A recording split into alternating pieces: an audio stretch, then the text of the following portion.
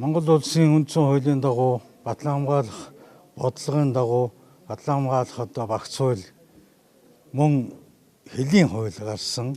Энэ бүхэн бол Монгол төрөөс батлан хамгаалах талаа авч байгаа цогц арга хэмжээ гэж би ингэж үнэлдэг.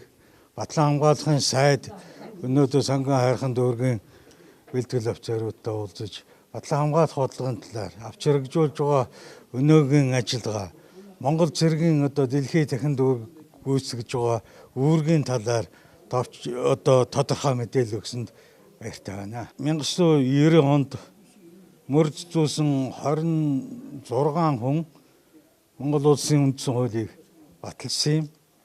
Энэ дагуу бидний баталсан үндсэн хууль өнөөдөр бүрэн дүүрэн хэрэгжиж байна уугүй юу? Ер нь цаашдаа энэ талаар ямар бодлого барих вэ гэсэн асуултыг сайдаас асуулаа. Сайд үндсэн хуулийн чадамжийг бүрэн дүүрэн ашиглаж чадахгүй байна. Тантай санал нэг байна гэсэн хариулт өгсөн. Ер нь бол үндсэн хуульд зарим нэгэн өөрчлөлт оруулж анхаарах асуудал бий үгүй бий. Өнөөдөр Монгол улс миний бодлоор бол эдийн засгийн хараат байдалд орчоод байна. Монгол улс эдийн засгийн чадамжийг алдчихад байна. Өөрөөр хэлбэл өрөөс өрж явж байна. Ийм л бодолтой байдаг. 1990 онд 1400 гаруй үйлдвэрийг татан буулгаад ажилтаа халдсан.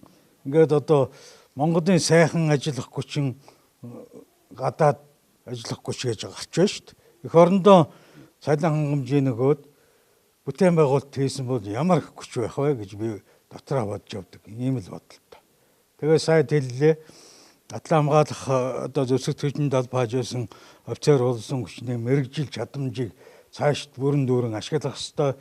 Зохион байгуулалттайгаар ажилд оролцуулах ёстой. Эх орны бүтээн байгуулалтанд оруулах ёстой гэсэн ийм чиглэл бодлогыг барьж байгаа гэж байна. Энэтэй бүрэн дүүрэн санал нэг байна.